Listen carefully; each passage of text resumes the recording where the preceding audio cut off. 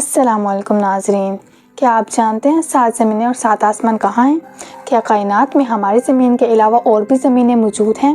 اللہ کا عرش کون سے آسمان پہ ہے اور کائنات کا اختتام کیسے ہوگا؟ ناظرین، قرآن پاک کے سورہ طلاق آیت نمبر 12 میں اللہ تعالیٰ فرماتے ہیں، وہی ہے اللہ جس نے 7 آسمان پیدا فرمائے اور اس کے بعد زمین پیدا فرمائی جس میں اس کے حکم اترتے رہتے ہیں، تاکہ تم جان لو اللہ ہر چیز پہ قادر ہے اور یہ کہ وہ اپنے علم سے اپنی ہر چیز پہ احاطہ کیے ہوئے ہے۔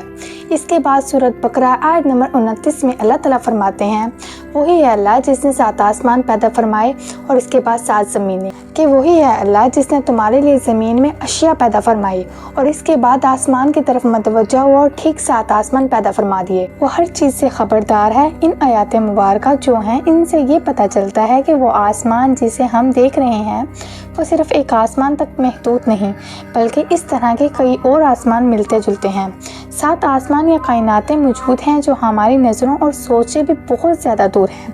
اسی طرح سے 7 زمینوں کا بھی کنسیپٹ کا ذکر آیا ہے، جو کبھی عقل رکھنے والوں کے ذہن میں یہ سوال پیدا کر سکتا ہے کہ تہ بتہ 7 آسمانوں سے اور 7 زمینوں سے مراد کیا ہے؟ کیا واقعی ہماری اس کائنات جیسی کوئی اور کائنات موجود ہے جس میں انسان یا اس جیسی کوئی اور مخلوق موجود ہو اور یہاں پر اللہ تعالیٰ کے احکامات نازل ہوتے ہیں؟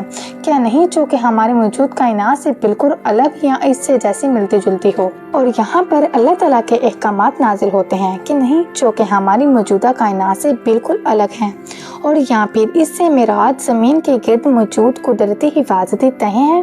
یہ زمین کا قدرتی میگنیٹ یا پھر اوزون لہر وغیرہ ہیں جو زمین کو ہر لمحہ خلا سے آنے والے خطرات سے بچاتی ہے اور زمین پر زندگی کے وجود کو قائم رکھنے کے لیے بہت ضروری ہے۔ اور جہاں تک بات کی جائے آسمانوں کی تو اس بات میں کوئی شک نہیں کہ 7 آسمان سے مراد اس جیسے 6 اور آسمان موجود ہیں جس کا واضح طور پر ذکر قرآن پاک کے مختلف مقامات پر آیا ہے۔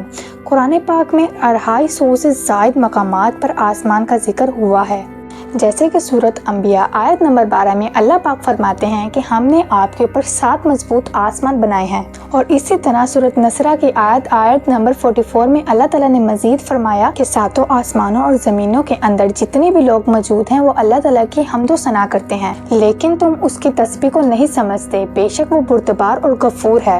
یعنی کہ خالق کائنات نے 7 کائناتیں بنائیں اور انہی کائنات کے اندر زمین کی طرح کی کئی اور زمینیں بنائیں جس میں کئی نامعلوم کائنات آباد ہو سکتی ہیں، جیسے کہ حضرت آدم علیہ السلام کے زمین پر آنے سے پہلے زمین پر جن موجود تھے، اور اس کے علاوہ نبی کریم صلی اللہ علیہ وآلہ وسلم کا سفر معراج اس بات کا ثبوت ہے کہ جب آپ صلی اللہ علیہ وآلہ وسلم جنتی سواری براق پر سفر کرتے ہوئے حضرت جبرائیل علیہ السلام کے ساتھ ہمراہ تمام آسمانی راستوں کو آپ صلی اللہ علیہ وسلم نے پار کیا، جس کے اندر 7 آسمان شامل ہیں۔ آپ صلی اللہ علیہ وآلہ وسلم نے پہلے آسمان پر جس کا نام رقیہ ہے اور یہ دودھ سے بھی زیادہ سفید ہے، جس پر حضرت آدم علیہ السلام سے بات ہوئی، اور دوسرے آسمان پر جس کا نام فیدون یا معاون ہے، یہ ایک ایسے لوہے کا بنا ہوا ہے جس سے روشنی کی شعاعیں اٹھتی ہیں، جہاں پر آپ صلی اللہ علیہ وآلہ وسلم کی حضرت عیسیٰ علیہ السلام اور حضرت یحییٰ علیہ السلام سے ملاقات ہوئی، اور تیسرے آسمان پر جس کا نام ملک الموت ہے، یہ تانبے کا بنا ہوا ہے، یہاں پر حضرت یوسف علیہ السلام سے ملاقات ہوئی، اور چوتھا آسمان زہرا، یہ چاندی سے بنا ہوا ہے، یہاں پر حضرت ادریس علیہ السلام سے ملاقات ہوئی۔ 5ویں آسمان پر جسے مزینہ کہتے ہیں، یہ سرخ سونے کا بنا ہوا ہے، یہاں پر حضرت ہارون علیہ السلام سے ملاقات ہوئی۔ 6ٹھے آسمان پر جس کا نام خالیصہ ہے، یہ چمکدار موتیوں سے بنا ہوا ہے، یہاں پر حضرت موسیٰ علیہ السلام سے ملاقات ہوئی۔ 7ویں آسمان پر جس کا نام لائبہ یا دائمہ ہے، یہاں پر حضرت ابراہیم علیہ السلام سے ملاقات ہوئی، اور اسی جگہ پر بیت المعمور بھی موجود ہے، جہاں خانہ کعبہ کی طرح کا ایک اور خانہ کعبہ موجود ہے، جہاں 70,000 فرشتے طواف کرتے ہیں، جو ایک بار طواف کر لے اس کی دوبارہ زندگی میں باری نہیں آتی۔ یعنی 7ویں آسمان کے اوپر جنت اور جہنم بھی موجود ہے۔ جنت ہر درجہ ایک سیارے کی طرح موجود ہے، اسی طرح جہنم کے بھی 7 درجے ہیں، یعنی کہ 7 سیارے یا پلینٹ۔ اس کے اوپر سدرۃ المنتہا جو کہ بیری کے درخت تک موجود ہے، جو کہ ہر کائنات مخلوقات کی حد ہے اور اس کے آگے کوئی نہیں جا سکتا۔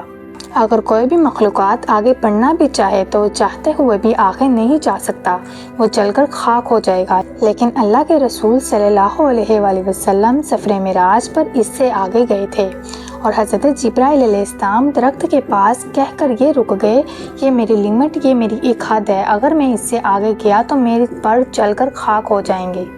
सिदरतुल मुंतहा के ऊपर अल्लाह ताला का अर्श मौजूद है, जो कि पूरी ज़मीन, आसमान और पूरी कायनात का अहाता किए हुए है। क़यामत के दिन हर जिंदा चीज़ ने फना होना है, इसलिए जन्नत और जहन्नम को अलग अलग 7 आसमानों में जुदा बनाया गया है। इसी वजह से वो क़यामत के बाद तक भी कायम रहेंगे। दोस्तों, कुरान पाक के जिन आयात में 7 आसमानों का जिक्र आया है, उसी में ही 7 ज़मीनों का भी जिक्र आया है। इससे मुराद ज़मीन के नीचे की तह या कोर नहीं, बल्कि इन्हीं आसमान में ज़मीन जैसी और भी ज़मीनें मौजूद हैं। और इन आयात के अंदर ज़मीन का हवाला देने का मतलब ये है कि वहाँ पर भी हमारी ज़मीन की तरह की और भी ज़िंदगी मौजूद हो सकती है, किसी सूरत के अंदर मौजूद है, हम कुछ बता नहीं सकते। इस मिसाल का मतलब है कि किस सूरत के अंदर मौजूद है हम कुछ नहीं जानते, और इस मिसाल का मतलब है कि ज़मीन ज़िंदगी की अलामत है और सिर्फ इसी के बारे में हम जानते हैं। जब इंसान की मौत का वक्त करीब आता है तो उसकी रूह को एक आसमानी दरवाजे से गुजार कर ले के जाया जाता है, जहाँ पर क़यामत तक आने वाली तमाम रूहें इंतज़ार कर रही हैं। हर आसमानी दरवाजे पर सिक्योरिटी गार्ड उसकी सिक्योरिटी के लिए मामूर होते हैं, और ये कि नेगेबान फरिश्ते इस रूह का हस्ब नसब पूछते हैं और फिर उसे दरवाजे से गुजार देते हैं। जैसे कि सफ़र मिराज पर हज़रत जिब्राइल अलैहिस्सलाम ने हज़रत मोहम्मद सल्लल्लाहु अलैहि वसल्लम को दरवाजे पे मामूर फरिश्ते से मिलवाया, और फिर फरिश्तों ने उनका वेलकम करते हुए उन्हें खुशी से अंदर जाने की इजाज़त दे दी। हदीस मुबारक के अल्फाज हैं कि पहले आसमान के मुकाबले में दूसरा आसमान इतना बड़ा है कि जैसे सहरा के अंदर एक अंगूठी। इसी तरह नबी करीम सल्लल्लाहु अलैहि वसल्लम ने फरमाया कि दूसरा आसमान इतना बड़ा है कि दूसरे आसमान को सहरा समझ लो और पहले आसमान को अंगूठी। और इसी तरह 7वें आसमान के बारे में भी यही फरमाया है कि ये 7वें आसमान अपने पहले आसमान की निस्बत इतना बड़ा है कि सहरा के अंदर अंगूठी। कि ये 7 आसमान अपने से पहले आसमान की निस्बत इतने बड़े हैं कि जैसे सहरा के अंदर अंगूठी, और इसके ऊपर अल्लाह ताला का अर्श मौजूद है, जो कि इतना बड़ा है कि 7वें आसमान इसकी निस्बत एक अंगूठी। इस बात को साइंस आज ऐसे बयान करती है कि हमारी कायनात जैसी और भी कायनातें मौजूद हैं, जो एक दूसरे से जुदा और अलग अलग हैं, जो एक आसमान से दूसरे आसमान तक की दूरी इतनी है कि वहाँ इंसान पहुँचने का तस्वुर भी नहीं कर सकता। तो 7 आसमानों पर पहुँचने के बारे में सोचना किसी बेवकूफ़ी से कम नहीं। कायनात में अल्लाह ताला की बेपनाह कुदरत की निशानियाँ मौजूद हैं। इस कदर पावर टेक्नोलॉजी के बावजूद इंसान पहले आसमान तक का रास्ता नहीं ढूंढ पाया। खुद कुरान करीम ने चैलेंज किया है कि इंसान ज़मीन और आसमान के दायरे से बाहर नहीं निकल सकते, जहाँ तक कि उसकी हद मुकर्रर है। दोस्तों, किसी चीज़ का आंखों से नज़र ना आना इस बात की दलील नहीं कि वो मौजूद नहीं। हमारी इस दुनिया के अंदर बहुत सारी चीज़ें हैं जो हमें नज़र नहीं आती, जिन्हें हम छू नहीं सकते, लेकिन वो हकीकत के अंदर मौजूद हैं, और हम सिर्फ इसे इसलिए मानते हैं क्योंकि ये हमारे मुशाहदे की चीज़ें हैं। मसलन अगर बात की जाए ग्रेविटी के बारे में, डार्क मैटर और डार्क एनर्जी के बारे में, और इसी तरह की बहुत सी चीज़ें हमारी कायनात में मौजूद हैं, लेकिन वो हमें नज़र नहीं आती। आसमानों का कॉन्सेप्ट इससे ज़रा मुख्तलिफ नहीं है। कायनात में मौजूद स्टार्स, गैलेक्सीज और नेबुलास वगैरह सब कुछ बना, और ये भी हर लम्हा रोशनी की रफ्तार से अब तक फैल रहा है।